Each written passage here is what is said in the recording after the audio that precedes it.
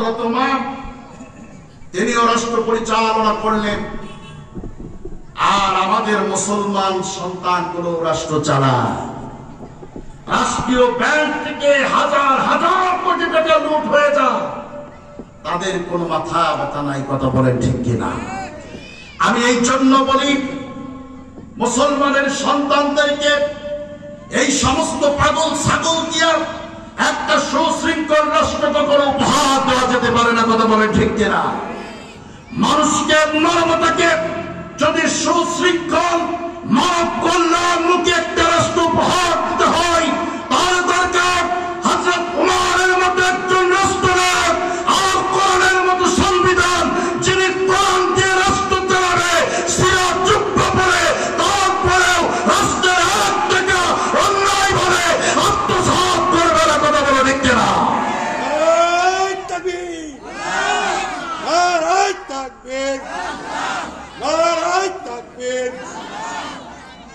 আমার প্রিয় মুসলমান ভাইরা, এজন্য শান্তি চাও, শৃঙ্খলা চাও, কোরআনের রাজ কায়েম করো, কোরআনকে পার্লামেন্টে পাঠাও। এ সমাজ সোনার সমাজ হয়ে যাবে, এ জাতি সোনার জাতিতে পরিণত হবে। কথা বলেন ঠিক কিনা? সেই আরবের মানুষগুলোর জীবন জীবিকার প্রধান উপকরণ ছিল লুটতরাজ।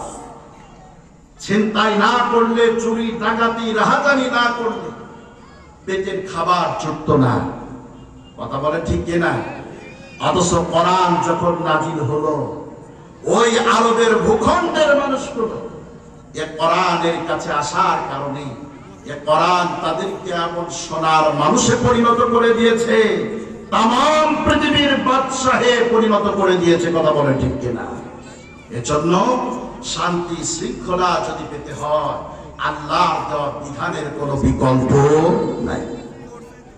আমার প্রিয় মুসলমান ভাইরা, কোরআন আছে আমাদের কাছে আজও, কিন্তু এই কোরআন শুধুমাত্র কাগজের পাতার মধ্যে আমরা আবদ্ধ করে রেখেছি, কোরআনের শিক্ষাটা নিতে পারি না। এজন্য আমাদের এত সমস্যা এখনো। কথা বলে ঠিক কিনা? বার আমার কোরআন শিখতে হবে, কোরআন জানতে হবে, কোরআন দিয়ে জীবন পরিচালনা করতে হবে, তবেই শান্তি আর শৃঙ্খলা আসবে। মনে করেন এটা একটা কাগজ, এই কাগজের এক পাশে যদি লিখে দেওয়া হয় আগুন, বলেন তো এই কাগজটা কি জ্বলে যাবে? চলে বলেন, জ্বলে যাবে? আবার অপর পৃষ্ঠায় যদি লিখে দেওয়া হয় পানি, এই কাগজটা কি ভেসে যাবে, ডুবে যাবে? শুধুমাত্র আগুন লিখলে আগুনে চলে না, পানি লিখলেই পানিতে ডুবে না। আগুন লেখার পাশাপাশি প্রকৃত আগুনে যদি ফেলে দেওয়া যায়, কাগজটা অটোমেটিক জ্বলে একেবারে সারকার হয়ে যাবে। কথা বলে ঠিক কিনা? পানি লেখার পরে পানিতে ডুববে না, বরং কাগজটাকে যদি প্রকৃত পানিতে ভাসিয়ে দেওয়া যায়, ফেলে দেওয়া যায়, এই কাগজটা পানিতে ডুবে যাবে। কথা বলেন ঠিক কিনা? তো কোরআনের বিধানগুলো শুধু কোরআনের পাতায় পাতায় থাকলে হবে না। কোরআনের পাতায় পাতায় কিয়ামত পর্যন্ত থাকার পর মানুষ যদি এখান থেকে প্রকৃত শিক্ষাটা না নেয়, মানুষের ভাগ্যের কোনো পরিবর্তন হবে না। আর এই মানুষ যদি এ কোরআনের পাতায় পাতায় থাকা বিধান থেকে শিক্ষা নিয়ে নিজেরা যদি তদ অনুযায়ী পালন করে চলতে পারে, তবে কোরআনের প্রকৃত রূপ মানুষে দেখতে পাবে। কথা বলেন ঠিক কিনা? শান্তি শৃঙ্খলা ফিরে আসবে। আমার প্রিয় মুসলমান ভাইয়েরা, তাহলে সকলকেই যে কোরআনের কাছে ফিরে আসার দরকার আছে না নাই? চিল্লা বলেন, আছে না নাই? আল্লাহ রাব্বুল আলামিন বিশ্ব নবীকে দুইটি জিনিস দিয়ে পাঠালেন, তার একটা হলো বিল হুদা, হেদায়েত। সেই হেদায়েতের নাম কি? আমার প্রিয় মুসলমান ভাইয়েরা, তাম জিন্দেগি ভর যদি আমরা আল্লাহর কাছে শুধু প্রার্থনা করি, ইহদিনাস সিরাতাল মুস্তাকিম, আয় রব্বুল আলামিন মেহেরবানি করে তুমি আমাদেরকে হেদায়েতের পথ দেখা দাও। তাম জিন্দেগি ভর এই প্রার্থনা শুধু করলেই হবে না, বরং আল্লাহ রাব্বুল আলামিন হেদায়েতের পথ দেখানোর জন্য যে কিতাবকে প্রেরণ করেছে, আমরা যদি ওই কিতাবকে জীবনে গ্রহণ করে নিতে পারি, তাহলে পারে এই কিতাব আমাদেরকে হেদায়েতের পথ দেখা দিবে। সুবহানাল্লাহ। আমার প্রিয় মুসলমান ভাইরা, তাহলে ফিরতে হবে কোথায়? জোরে বলুন কোথায়? কোরআনের কাছে। এখন কোরআন তো নিজেরাও শিখি না, কোরআন নিজেরা তো পারি না, সন্তানদেরকেও শিক্ষা দিতে চাই না। আছে না এমন মানুষ? আপনি কি ফাঁকিটা আপনার বাবাকে দিলেন? আপনি একবার চিন্তা করেন তো দেখি, একটু বসেন। কোরআনের হেদায়েত আপনি কেমন করে নেবেন? কোরআনটা তো আপনি পড়তেই জানেন না। আপনার পিতা আপনাকে এত কষ্ট করে মানুষ করলো, বড় করলো। আমার তো মন বলে পৃথিবীতে কোনো পিতাই বোধহয় সন্তানের ইনকাম খাওয়ার জন্য সন্তানকে মানুষ করে না। বরং বাবারা চেষ্টা করে যে আমি যে কষ্ট করেছি আমার সন্তানের জন্য সেই কষ্ট না করতে হয়, এজন্য সব সময় তারা সন্তানের ভবিষ্যৎ সহ করে দেওয়ার চেষ্টা করে। যেই পিতা তো কষ্ট করে আপনাকে লালন পালন করলো, আপনি থেকে ওই পিতা কোন রকম কোন সুযোগ সুবিধা কোনদিন ভোগ করলো না। জীবনের শেষ মুহূর্তে কেউ আপনি আপনার পিতাকে ফাঁকি দিলেন, কিচ্ছু দিতে পারলেন না।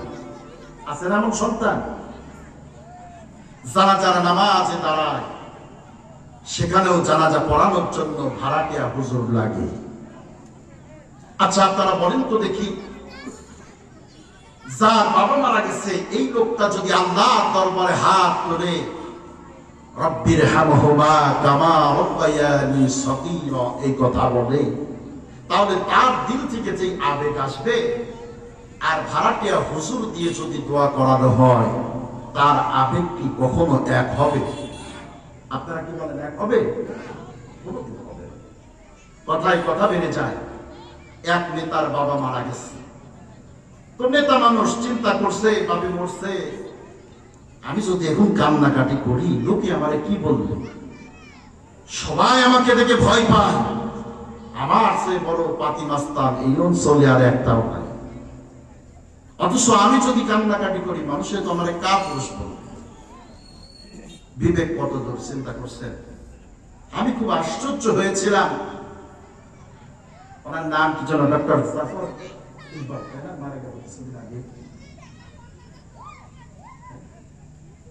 জাফরুল্লাহ।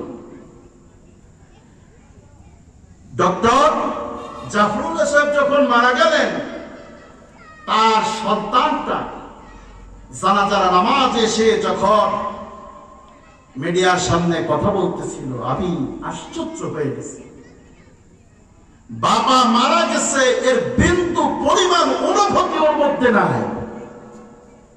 মন বলতেছিল বোধহয় এখন এই মাত্র নেশা করে এসে কথা বলছে।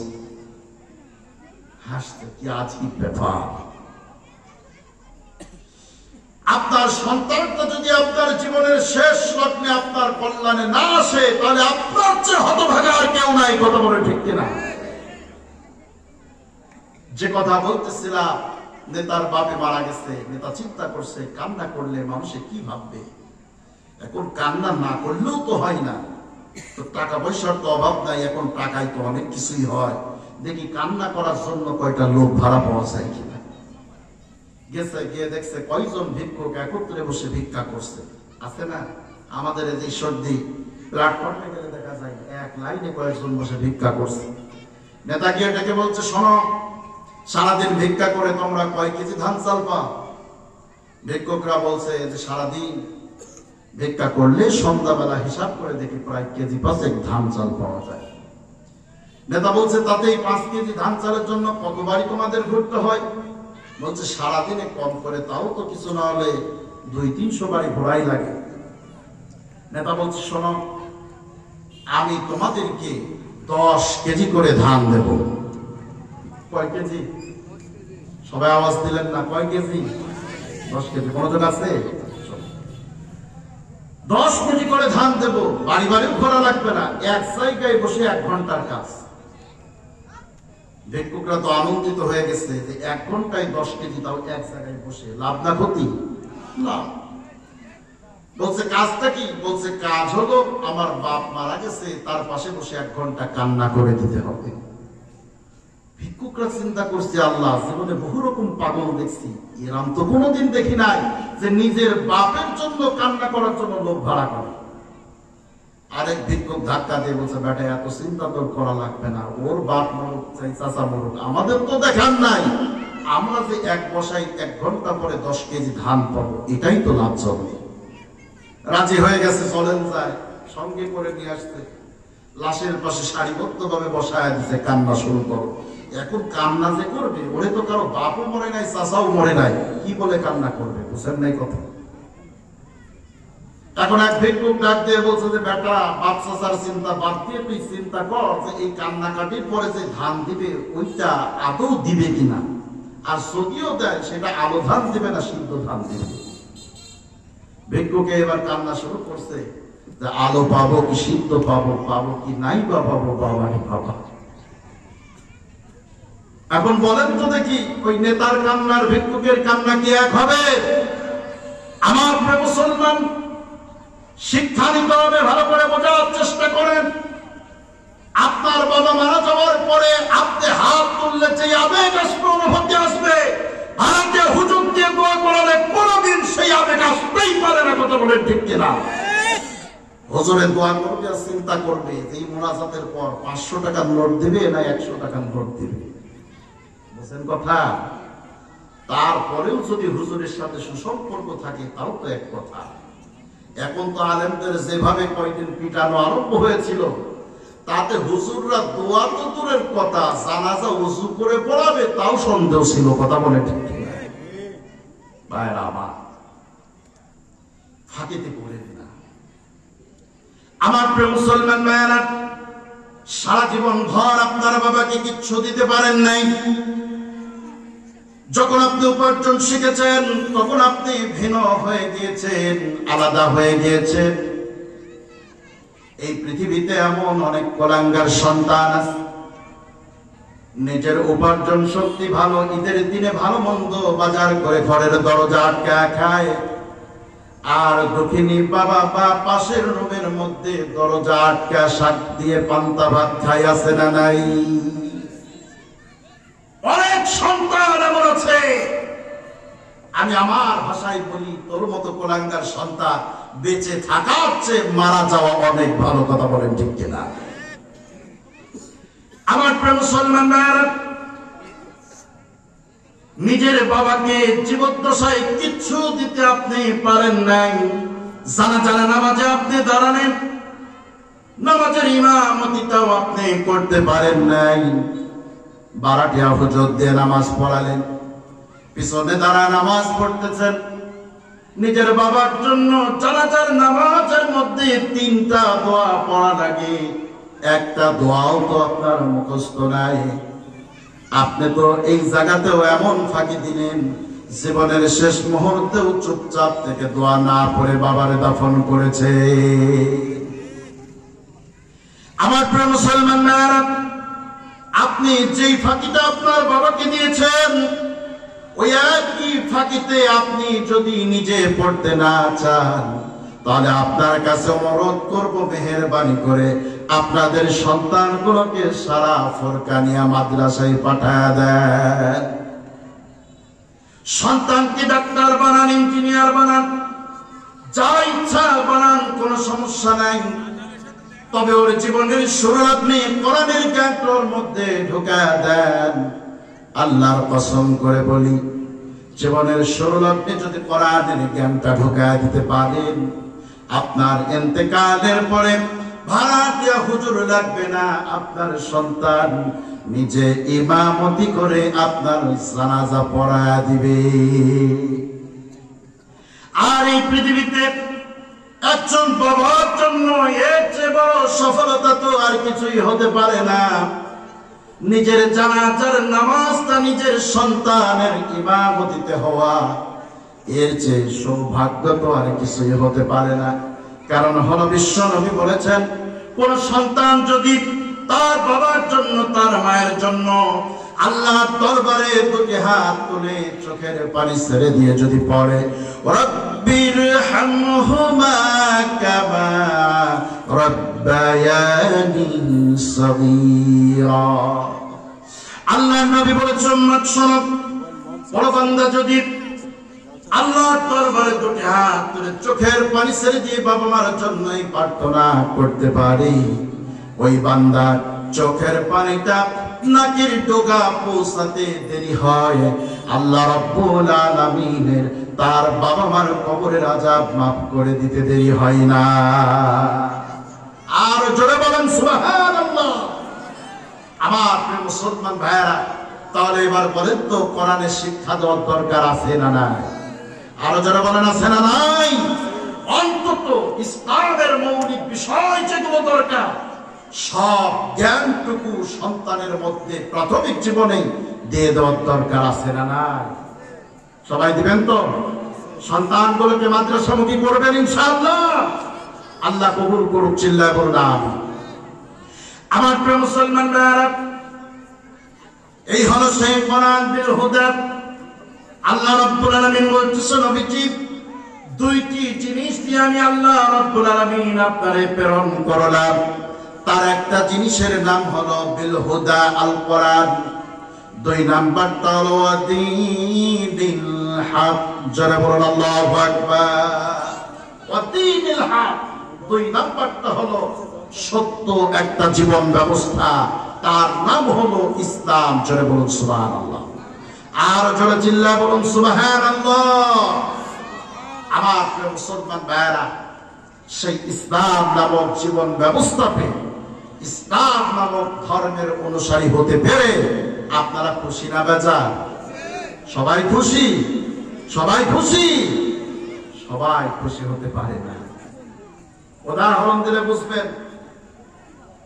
আপনারা বলেন তো দেখি, দাড়ি রাখা এটা ইসলামের একটা আদর্শ কিনা? সবাই কথা বললেন না?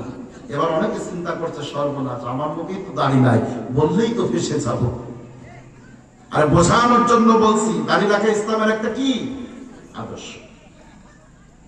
রাসূল আকরাম সাল্লাল্লাহু আলাইহি ওয়াসাল্লামের মুখে দাড়ি ছিল কিনা বলেন? তার থেকে ইসলাম এসেছে।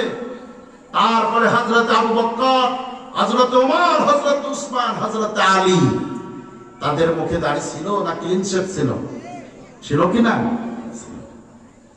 তবে ইসলামের মৌলিক শিক্ষা আস্তে আস্তে আজকে আপনার দাড়ি রাখতে এখন লজ্জা লাগে। কারণ কি? তার মানে ইসলাম থেকে আপনি আপনার নিজেকে এতটা দূরে সরিয়ে নিয়েছেন।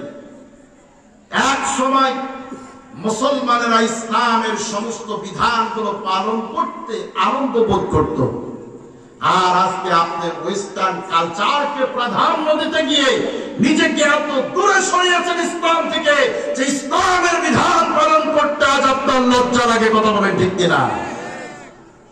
আমার মুসলমান ভাইরা, এই যদি হয় অবস্থা, তাহলে কিয়ামতের দিন আবু বকরের মতো মুসলমানগুলোকে যদি জান্নাত দেওয়া হয়, আপনি আর আমার অবস্থা কোথায় থাকবে বলেন?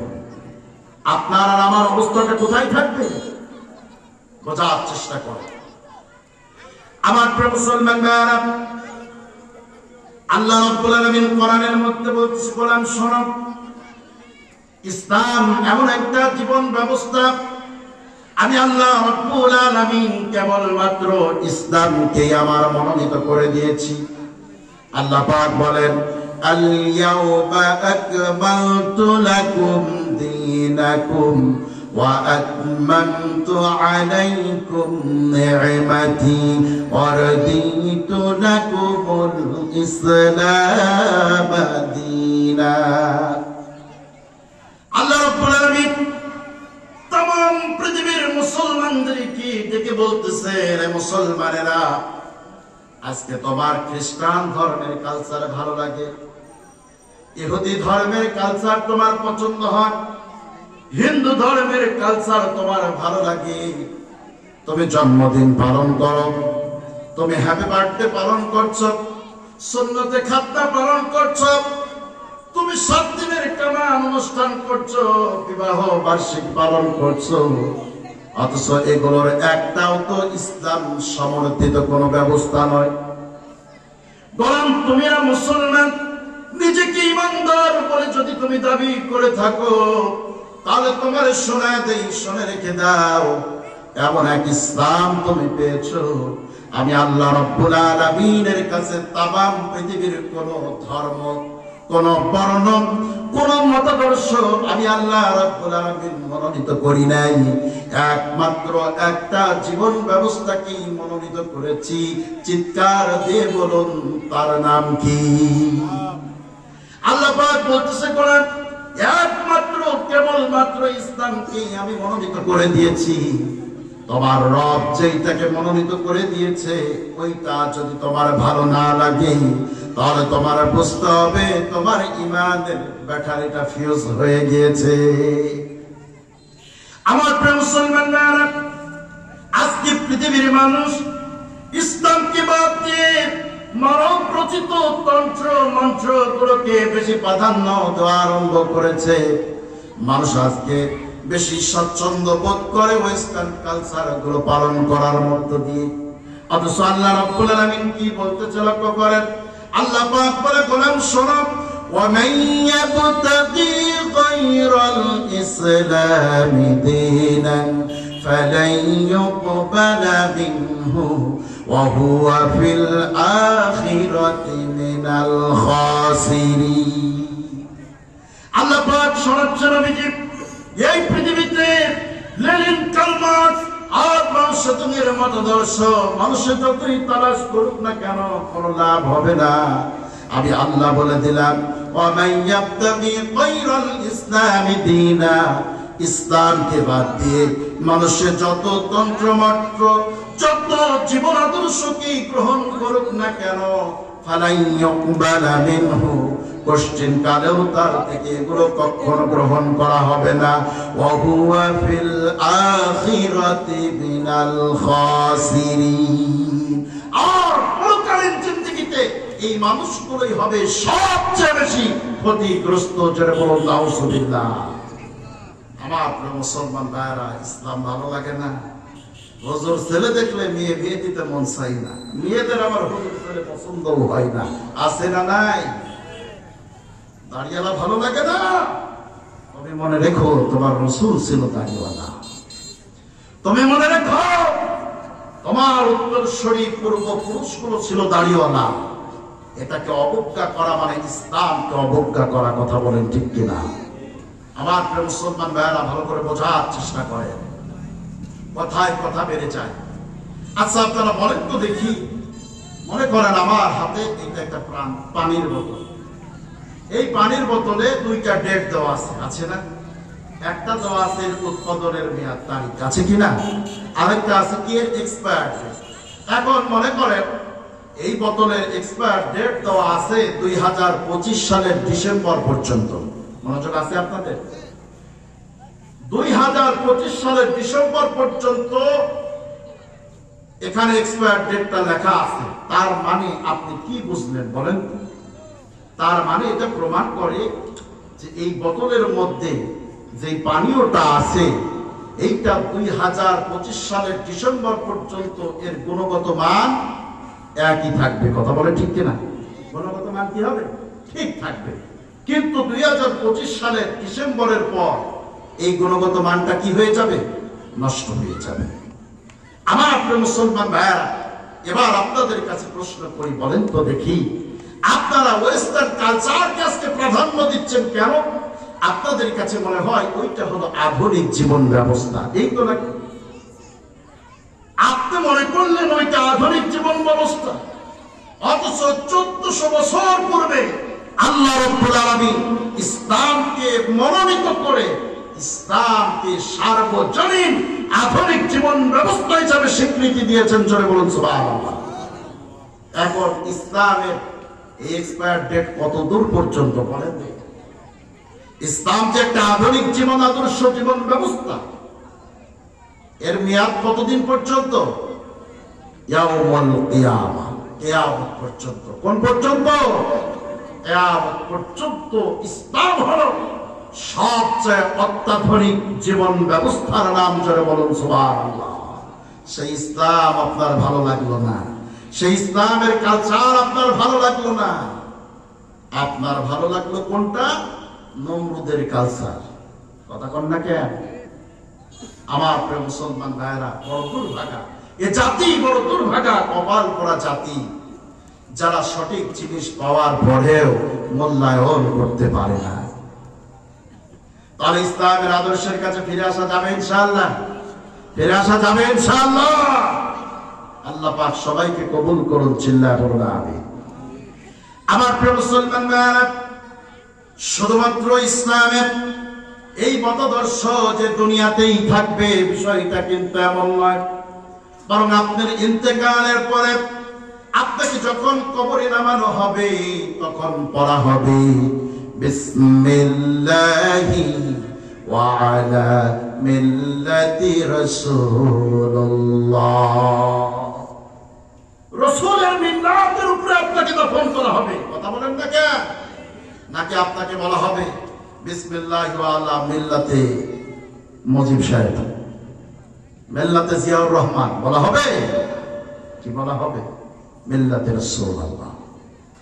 রাসূলের মিল্লাতের উপরে যদি জীবন না কাটাতে পারেন, কবরে আমার মতে 1 লক্ষ হুজুরে মিলেও যদি মিল্লাতে রাসূলুল্লাহ বলে আপনারে শোয়া দেয়, কোনো লাভ নাই। সারা জীবন ভর আমার রামের রাজনীতি করবেন, সারা জীবন ভর এমন দলের নেতা কর্মী হিসেবে নিজেকে পরিচয় দিবেন যেই দলে আল্লাহু আকবার স্লোগান দেওয়া পর্যন্ত নিষিদ্ধ। কথা বলেন ঠিক কিনা? আল্লাহু আকবার স্লোগানকে যেই দলে নিষিদ্ধ করা হয়, জঙ্গি বলা হয়, কোন ইমানদারের জন্য ওই দল করা জায়েজ নাই। কথা বলেন ঠিক কিনা? সারা জীবন এই সমস্ত বাম আর রামের পথে চলবেন, দালালি করবেন, আর মৃত্যুর পর আপনার জানাজা দিয়া মিল্লাতে রাসূলুল্লাহ বলে রাসূলের মিল্লাতে চড়ায়া দিলেই আপনি সোজা জান্নাতে যাবেন। এত সোজা না। কথা কন না কেন? এত সস্তা না। ভাইরা আমার,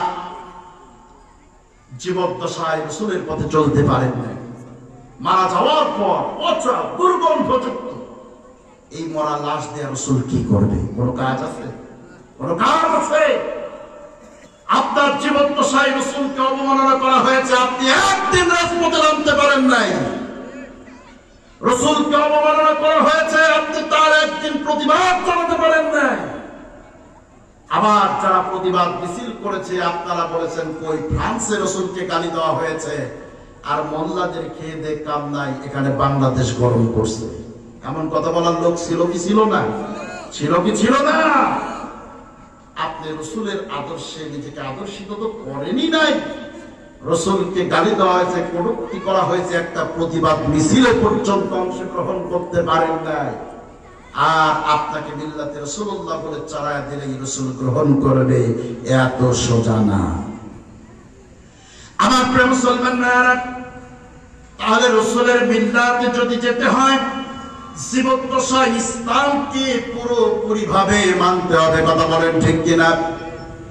এখন ইসলাম কেমন করে মানবেন সেইটা একটু বোঝাচ্ছি, মন দিয়ে বোঝার চেষ্টা করেন। ইসলাম শব্দটার মূল ধাতু হলো সিলমন। সিলমন শব্দ থেকে ইসলাম শব্দের উৎপত্তি। সিলমন শব্দের অর্থ হলো আত্মসমর্পণ করা, সারেন্ডার করা। কেমনে আপনি আত্মসমর্পণ করবেন? হযরত ইব্রাহিম আলাইহিস সালাম সেই শিক্ষা দিয়েছেন। আল্লাহ রাব্বুল আলামিন হযরত ইব্রাহিম খলিলুল্লাহকে যখন ডেকে বললেন আসলিম, আত্মসমর্পণ করো, হযরত ইব্রাহিম আলাইহিস সালাম কোন রকম চিন্তা ভাবনা ছাড়াই তিনি বললেন আসলামতু লিরাব্বিল আলামিন। ও আমার রব, তুমি আমারে আত্মসমর্পণ করতে বলেছ, আমি আত্মসমর্পণ করলাম। জোরে বলুন সুবহানাল্লাহ। আল্লাহ পাক বললেন ইব্রাহিম শুধু ইসলামে প্রবেশ করলেই হবে না, আত্মসমর্পণ করলেই শুধু হবে না, পরীক্ষা দেওয়া লাগবে। কি দেওয়া লাগবে? পরীক্ষা। শুরু হয়ে গেল পরীক্ষা। কেমনে? নিজের পিতা সর্বপ্রথম তার পিছনে লাগলো। লক্ষ্য করে দেখলো পিতা যে আমি যেই মূর্তির ইবাদত করি তা সত্য করি, আমার সন্তান সেই মূর্তি থেকে বিমুখ, ইবাদত বন্দেগী কিচ্ছু করে না। এখন করে ও যে ঈমান আনছে ওইটা থেকে ফিরায় এখানে মূর্তির কাছে আনা যায় কেমনে, মূর্তির সাথে ওর ভালোবাসা জুড়ে দেওয়া যায় কেমনে, পরীক্ষা নেওয়া শুরু করে দিল। হযরত ইব্রাহিম আলাইহিস সালামকে একদিন ডেকে বলল, বাবা আমার, প্রতিদিন তো আমি কষ্ট করে মূর্তিগুলো মাথায় করে বিক্রি করতে যাই, আজকে আমি তো মুরব্বী হয়ে গেছি, বয়স হয়ে গেছে, কষ্ট হয়, আজকে একটু মূর্তির ঢাকিটা মাথায় করে নিয়ে তুমি বাজারে যাও, বিক্রি করে আসো। এখন সন্তান তো আর বাবার আদেশ ফেলে দিতে পারে না, কথা কোন না কেন? হযরত ইব্রাহিম আলাইহিস সালাম মূর্তির ঢাকি মাথায় নিলেন, বাজারের উদ্দেশ্যে যাচ্ছেন। কিছু দূর যাওয়ার পরে তার মন বলল যে কি আজীব একটা ব্যাপার, এরা নাকি হলো খোদা, আমি একটা ছোট বাচ্চা মানুষ, আমার মাথার উপরে বসে বসে এরা আরামে যাচ্ছে, আর আমার যে কষ্ট হচ্ছে, কেমন খোদা, একটু মায়া দয়াও কি নাই? ঢাকিটা মাথার থেকে নামিয়েছে, সব খোদারে লাইন ধরে দাঁড় করাইছে, কথা কি বুঝছেন? দাঁড় করায় বলছে, তোদের তো বিবেক জ্ঞান বলতো কিচ্ছু নাই, আমি একটা বাচ্চা ছেলে, আমার মাথার উপরে চলে চলে তোরা যাচ্ছিস, আর তোরা আবার কেমন খোদা?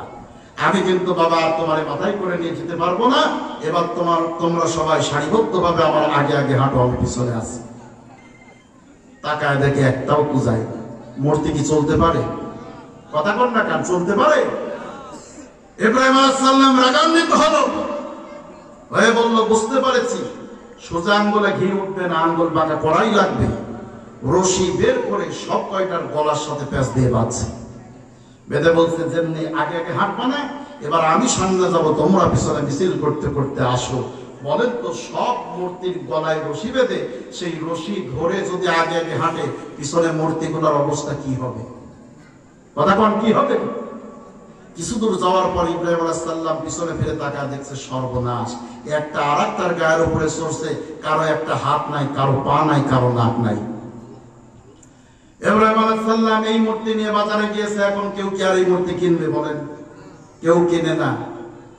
ইব্রাহিম আলাইহিস সালাম আবার ঢাকিতে সাজায় নিয়ে চলে আসতে, ফেরত আসার পরে বাবা বলতেছে, প্রতিদিন আমি সকালে যাই, সন্ধ্যায় ফিরি, তাও সব বিক্রি হয় না, কিছু বেঁচে যায়, আর তুমি গেলে আর আসলে এর মধ্যেই সব বেচা হয়ে গেছে। ইব্রাহিম আলাইহিস সালাম ডেকে বলছে, বাপ, তুমি প্রতিদিন তোমার যেই খোদাগুলো নিয়ে যাও, এরা হলো ভালো। কেমন ভালো? এরা উঁচু পর্যায়ের মস্তান নেতা, এরা নেতা কোয়ালিটির খোদা, যার কারণে এরা গন্ডগোল করলেও ভিতরে ভিতরে করে, সরাসরি সংঘাত করে না। এরা যা দরকার কলমের খুঁচাই খায়, কিন্তু মানুষের সাথে এসে গন্ডগোল ফ্যাসাদ করে জমি দখল করে না। কথা বলেন না কেন? কিন্তু আমার মাথায় যেগুলো তুলে দিচ্ছ, এইগুলো একটা উপর পর্যায়ের নেতা না, নেতা হওয়ার যোগ্যতাও রাখে না, সব পাতি মস্তান। এরা খালি ফাসাদ করে। আমি যখন নিয়ে যেতে চাইলাম, এরা সামনে সারিবদ্ধ ভাবে হাঁটবে না, পরে যখন পিছনে টানছি, এরা একজন আর একজনের সাথে মারামারি করে, কেউ কারো হাত ফেলায় দিচ্ছে, কারো পা শুকায় দিচ্ছে। বাবা আসার ডেকে বলতেছে, এটা কি করে সম্ভব? মূর্তি কি কোনোদিন কখনো কি মারামারি করতে পারে নাকি? লিল্লাহি তাকবীর। প্রধান বক্তার আগমন। সম্মানিত হাজিরিন, আপনাদের প্রধান মেহমান অলরেডি চলে এসেছেন। অল্প সময়ের মধ্যে তিনি মঞ্চে আসবেন ইনশাআল্লাহ। আপনারা আর অপেক্ষার প্রহর না গুনে আল্লাহর হস্তে মঞ্চে বসে যান। যারা এখনো বাইরে দাঁড়িয়ে আছেন, ঘোরাফেরা করছেন, আল্লাহর হস্তে এসে প্যান্ডেলের মধ্যে বসে যান। আর আমার যে কথা বলতেছিলাম, হযরত ইব্রাহিম আলাইহিস সালামের পিতা ডেকে বলল যে, তুমি কি সলিম বোঝা মারে দাও? এরা কি হাঁটতে পারে নাকি মারামারি করতে পারে? হযরত ইব্রাহিম আলাইহিস সালাম ডেকে বলল, বাবা আমার, সেই মূর্তিকে নিজ হাতে বানাও, নিজ হাতে সাজাও, আবার নিজ হাতেই তারে ডুবায়া দাও। সেই মূর্তি কথা বলার যোগ্যতা রাখে না, নিজে খাওয়ার যোগ্যতা রাখে না, নিজের শরীরের উপরে একটা মশা মাছি বসলে তারাবার মতো কোনো যোগ্যতা যেই মূর্তি রাখে না, ওই মূর্তি কেমন করে তোমার আর আমার সফলতা কল্যাণ কামী হতে পারে আমারে বোঝায় দাও। যেই মূর্তি তার নিজের শরীরের উপরে বসে একটা মশা মাছি তাড়াইতে পারে না, নিজেই হাঁটতে পারে না, পথ চলতে পারে না, ওই মূর্তি কেমন করে তোমার কল্যাণের ব্যবস্থা করবে? আমারে বুঝো। হযরত ইব্রাহিম আলাইহিস সালাম বলল, বাবা এসবে হবে না, ফিরে আসো, একত্ববাদী আল্লাহর দিকে ফিরে আসো। বাবা আসার এবার ক্ষিপ্ত হয়ে গেল, নমরুদের কাছে বিচার দিয়ে দিল। নমরুদ এবার ইব্রাহিম আলাইহিস সালামকে পাকড়াও করে ফেলল। আমার প্রিয় মুসলমান ভাইরা, সব কিছু ছিল কেবলমাত্র আল্লাহ রাব্বুল আলামিনের পরীক্ষা। নমরুদ ইব্রাহিম আলাইহিস সালামকে ধরে ফেলল, ধরার পরে এবার অগ্নিকুণ্ডের মধ্যে নিক্ষেপ করবে, সড়কের সঙ্গে বেঁধে ফেলা হয়েছে। হযরত ইব্রাহিম আলাইহিস সালাম চোখ বন্ধ অবস্থায় তিনি ছিলেন, চোখ যখন খুললেন তাকায় দেখেন চরকের রশি যত মানুষে ধরেছে তার সবার অগ্রগামী সে হলো তার পিতা আজার। হযরত ইব্রাহিম আলাইহিস সালাম কান্না করে দিয়েছেন, চোখ দিয়ে পানি চলে আসলো। আল্লাহ, দুনিয়াতে সন্তান মুসিবতে পড়লে সাহায্যের জন্য যিনি আগে এগিয়ে আসে তিনি কে? বাবা। আর আমি মুসিবতে পড়েছি, আমাকে বিপদের মুখে ঠেলে দেওয়ার জন্য অগ্রগামী ভূমিকা যিনি পালন করছে সে হলো আমার বাবা। আমার প্রিয় মুসলমান ভাইরা, হযরত ইব্রাহিম আলাইহিস সালাম কান্না করতেছেন। ফেরেশতা জিবরাইল আলাইহিস সালাম হযরত ইব্রাহিমের কাছে চলে আসলেন, ডেকে বললেন, ইব্রাহিম আমি এসেছি, আমি তোমার সাহায্যের জন্য এসেছি, তবে শুধুমাত্র একবারের জন্য আমারে বলো, তুমি যদি একবারের জন্য আমারে পারমিশন দাও তাহলে তোমারে বাঁচায়া দিয়া এই অগ্নিকুণ্ডের মধ্যে নমরুদের 14 গোষ্ঠীর পোড়ায়া মারি। হযরত ইব্রাহিম আলাইহিস সালাম সেদিন এমন একটা জবাব দিয়েছিলেন, তিনি ডেকে বললেন, ওগো জিবরিল, আমি যেই রবের গোলামি আর দাসত্ব করার জন্য নমরুদের আগুনের মধ্যে যেতেছি, আমার ওই আল্লাহ রাব্বুল আলামিন তো অন্ধ নন। সুতরাং তোমার শোনায় দেই, দুনিয়ার কোন কারো সাহায্যের প্রয়োজন তো আমার নাই। আমার সাহায্য যদি করতে হয় আমার আল্লাহ রাব্বুল আলামিন তিনি নিজেই আমার সাহায্যের জন্য যথেষ্ট। জোরে বলুন সুবহানাল্লাহ। তিনি আরো ডেকে বললেন, শুনে রেখে দাও, আমার রব আল্লাহ রাব্বুল আলামিনকে তুমি শোনায়া দিও, আমি ইব্রাহিম আগুনের কুণ্ডলীর মধ্যে গেলে পরে ভস্ম হয়ে গেলে আমার আল্লাহ যদি খুশি হয়ে যান তাহলে আমার রবকে শোনায়া দিও, আমার রবের সন্তুষ্টির জন্য আমি ইব্রাহিম শুধুমাত্র একবার বা দুইবার নয়, হাজারো বার এমন আগুনে পড়তে প্রস্তুত আছি। আরো জোরে বলেন সুবহানাল্লাহ। আল্লাহ রাব্বুল আলামিন খুশি হয়ে গেলেন, আগুনের প্রতি আল্লাহ রাব্বুল আলামিন অর্ডার করলেন, ইয়া নারু কুনি বারদান ওয়া সালামান আলা ইব্রাহিম। আল্লাহ পাক বললেন, আগুন আমার ইব্রাহিমের জন্য তুমি আরামদায়ক হয়ে যাও। সুবহানাল্লাহ কর, আর ওদের সুবহানাল্লাহ বলেন। আমার মুসলমান ভাইরা, ইব্রাহিম আলাইহিস সালাম 40 দিন মতো আগুনের মধ্যে থাকলেন। ইব্রাহিমের একটা পোশাক তো দূরের কথা, শরীরের পোশাকের একটা সুতা পর্যন্ত আগুন পোড়াইতে পারে না। এর নাম হলো আত্মসমর্পণ করা। এর নাম কি করা? আমার প্রিয় মুসলমান ভাইরা, হযরত ইব্রাহিম আলাইহিস সালাম কেমনে আত্মসমর্পণ করলেন? হযরত ইব্রাহিম আলাইহিস সালাম পড়লেন, ইন্নী ওয়াজ্জাহতু ওয়াজহিয়া লিল্লাযী ফাতারাস সামাওয়াতি ওয়াল আরদা হানিফান ওয়া মা আনা মিনাল মুশরিকিন। এমন ভাবে তিনি আত্মসমর্পণ করলেন, তিনি বললেন, রব্বুল আলামিন আমার চেহারাটাকে, আমার দেহকে, আমার মন মস্তিষ্ক সব কিছুকে, তামাম পৃথিবীর সব দিক থেকে আমি ফিরে তোমার দিকে করে দিলাম। সুবহানাল্লাহ। শুধু করে দিলাম তাই না, আমি স্বীকার করছি ওয়া মা আনা মিনাল মুশরিকিন, আমি মুশরিকদের অন্তর্ভুক্ত নই। আল্লাহ রাব্বুল আলামিনের কাছে হযরত ইব্রাহিমের আত্মসমর্পণকে এত বেশি পছন্দ হয়ে গেল, আল্লাহ পাক ঘোষণা করে দিলেন মিল্লাতা আবিকুম ইব্রাহিম হুয়া সাম্মাকুমুল মুসলিমিন। আমার প্রিয় মুসলমান ভাইরা, এর নাম হলো আত্মসমর্পণ করা, এর নাম হলো ইসলামের মধ্যে প্রবেশ করা। আমার প্রিয় মুসলমান ভাইরা, কোন মানুষ যদি মৃত্যুর পরে রাসূলের মিল্লাতের উপরে ইস্তেকামাত থেকে যদি কিয়ামতে দাঁড়াইতে চায়, তাহলে ওই মানুষটাকে অবশ্যই আল্লাহর পক্ষ থেকে মনোনীত সেই ইসলাম, এই ইসলামের মধ্যে পুরোপুরি আত্মসমর্পণ করতে হবে। কথা বলেন ঠিক কিনা? আল্লাহ রাব্বুল আলামিন এই জন্য বলেন ইয়া আইয়ুহাল্লাযীনা আমানু দুখুলু ফিস-সিলমি কাফা ওয়া লা তাত্তাবি'ু খুতুওয়াতিশ-শাইতান ইন্নাহু লাকুম আদুউম মুবিন।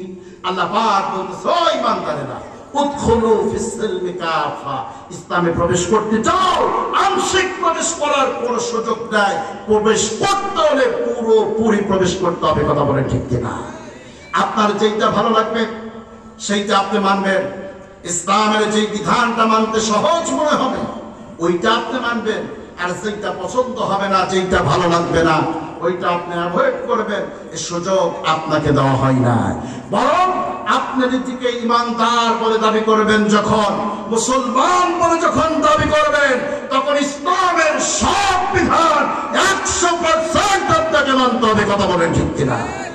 ভাইরা আমার, মনে করেন আপনি কোন কলেজে ভর্তি হয়েছেন, কলেজে ভর্তি হওয়ার আগে আপনার যেদিকে ইচ্ছা আপনি চাইতে পারবেন, যে কলেজ ইচ্ছা চয়েস করতে পারবেন, সুযোগ আছে না নাই?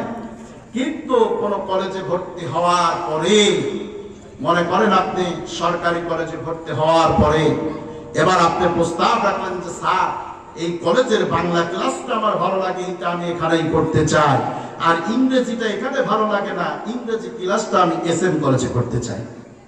প্রতিষ্ঠান আপনাকে সুযোগ দেবে? আপনি বললেন স্যার সবই আমার ভালো লাগে, বিজ্ঞান ক্লাসটা মোটে ভালো লাগে না, এজন্য বিজ্ঞানটা আমি এডওয়ার্ড কলেজে করতে চাই। আপনাকে কি কলেজ কর্তৃপক্ষ সুযোগ দেবে? দেবে? বের করে দেবে।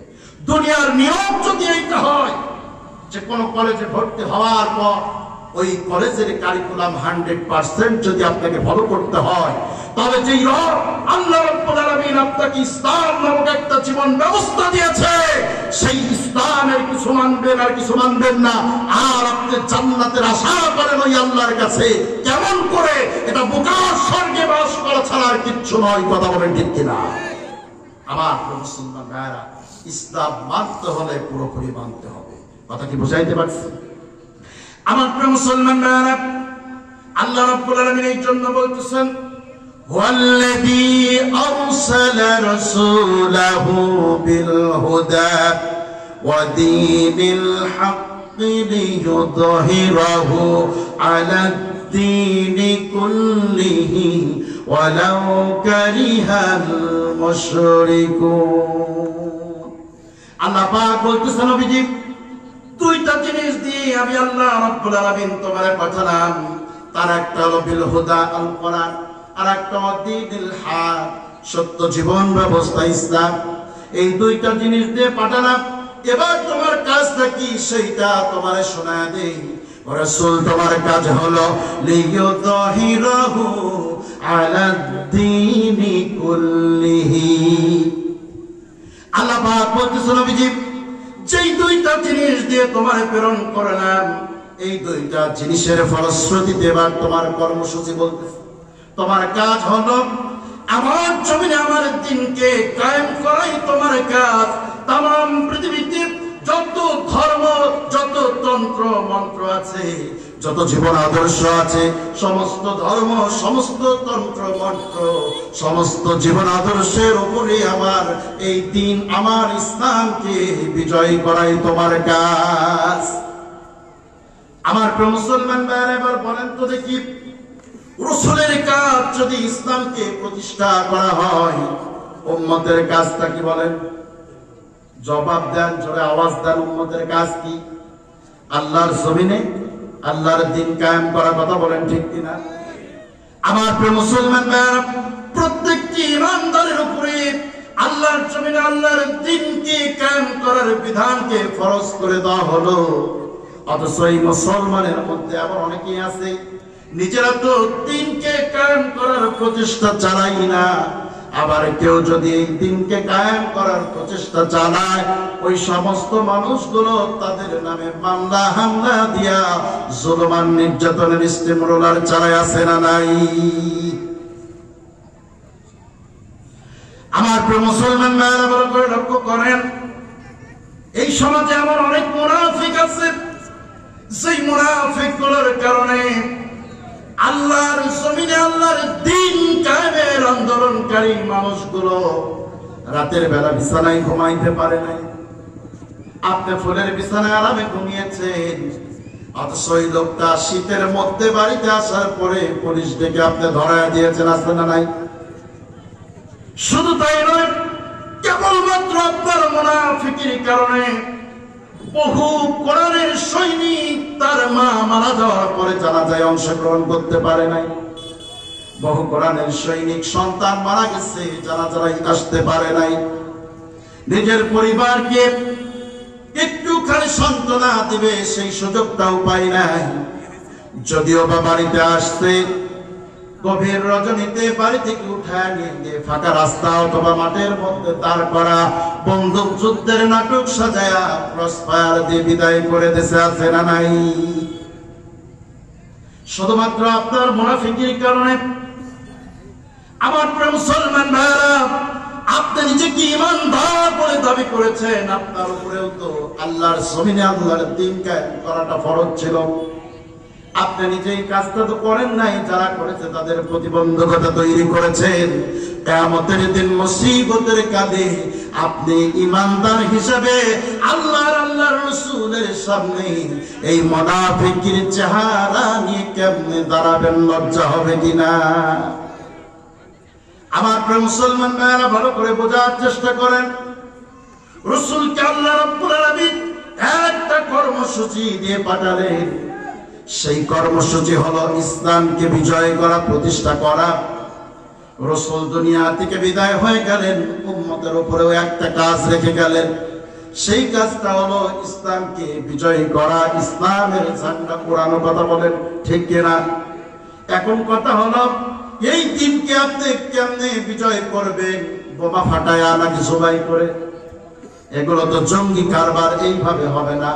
বরং দিন বিজয় করার চারটা কর্মসূচি, চারটা পদ্ধতি আল্লাহ রাব্বুল আলামিন বাতলিয়ে দিয়েছেন। জোরে বলুন সুবহানাল্লাহ। সেই চারটা কর্ম পদ্ধতি হলো, ওই যে ইব্রাহিম আলাইহিস সালাম দোয়া করেছিলেন, রব্বানা ওয়াবআথ ফীহিম রাসূলাম মিনহুম ইয়াতলু আলাইহিম আয়াতিকা ويعلمهم الكتاب والحكمة ويزكيهم إنك أنت العزيز الحكيم।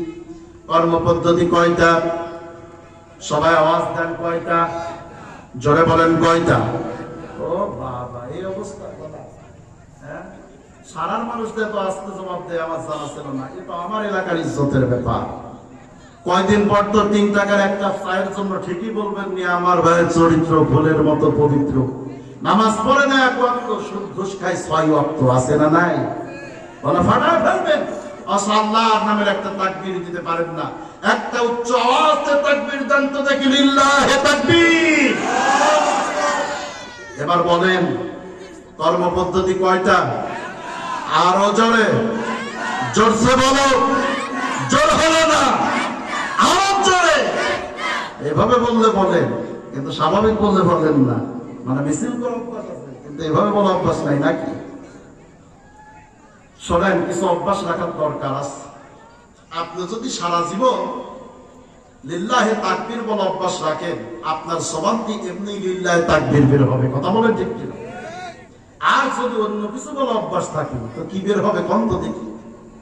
হাফিজুর রহমান কুয়াকাটা হুজুর ওয়াজ করতেছিল, একটা গরম করার পরে সামনে থেকে এক ছেলে তাকবীর দিতে গিয়ে বলছে জয় বাংলা বলছে, দেখছেন? তার মানে জয় বাংলা বলতে বলতে ওর মুখে এত চালু, নারায়ণ তাকবীর বরাবর কি বলছে জয় বাংলা। সেদিনকে দেখলাম যে ইসকনের এক আন্দোলনে হিন্দুদের সাথে এক নব্য হিন্দু মুসলমানের সন্তান বোঝা যায় দাঁড়িয়েছে। এক মুসলমান দাঁড়িয়েছে হিন্দুর সাথে আন্দোলন করছে ব্যানার নিয়ে। সেখানে মানে বক্তব্য দিতে দিতে হিন্দুদের পক্ষে বক্তব্য দিচ্ছে, ইসকনের পক্ষে বলছে, বলতে বলতে শেষে বলছে জয় বাংলা। আরেকজন যেই না ধমক দিচ্ছে সাথে সাথে থপ করে বসে পড়ছে। তার মানে বোঝাই যায় ও ইসকনের সদস্য না কার সদস্য। এখন তো অনেকেই কেউ কেউ সুইপার হয়ে আসছে, কেউ ভ্যান চালক রিক্সা চালক হয়ে আসছে, কেউ হিন্দু সেজে আসতে আছে না নাই? ভাইরা আমার, সাবধান। আপনি যার সংস্পর্শে থাকবেন কিয়ামতের দিন তার সাথেই ওঠা লাগবে। মনে রাখেন, যে কথা বলতেছি তাহলে একটু প্র্যাকটিস করেন, একটু লিল্লাহে তাকবীরের প্র্যাকটিস করেন। যারা ওই পিছনে বসেছেন একটু আল্লাহর রাস্তায় সামনের দিকে এগিয়ে বসেন। একটু সামনে অনেক জায়গা আছে, আপনার প্যান্ডেলটা একটু ভরাট করে সামনের দিকে এগিয়ে বসেন আর একটু জিকির করেন সুবহানাল্লাহ ওয়ালহামদুলিল্লাহ লা ইলাহা